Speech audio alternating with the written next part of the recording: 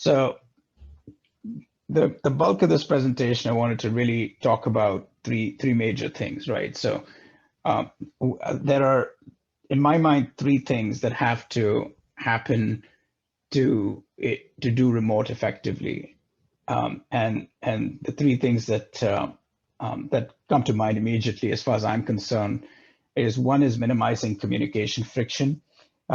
I think that's really critical. There are certain ways in which you manage remote work that are very different from the ways you manage work where you're working, in the same office, sometimes within the same flow and things like that, that have to be taken into account. And we'll go into how to do some of that as we look at as point number one.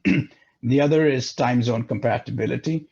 This is an area where I want to do a quick demo of the H-Time app that Sam, who's on this bridge, can also talk a little bit about. But really, the idea is to try and set up your teams in such a way that they are in compatible time zones, and we'll see why that is important as we go into that aspect of things.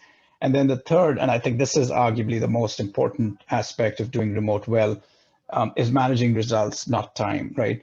So a lot of times people, traditionally have gone into the office purely from the point of view of face time, right? Which is I'm there and hence the assumption is I'm working, which is A, not a great assumption, but B, just not a great way of managing people, right? Like it's not ultimately an effective way of managing really anything at scale and in a manner that empowers the individuals.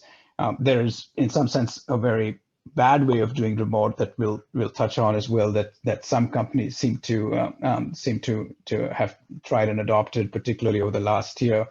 And there are various reasons why we think that it's bad, but effectively what it comes down to is what they seem to be more interested in is managing time, not results, and that doesn't lead to a great remote environment.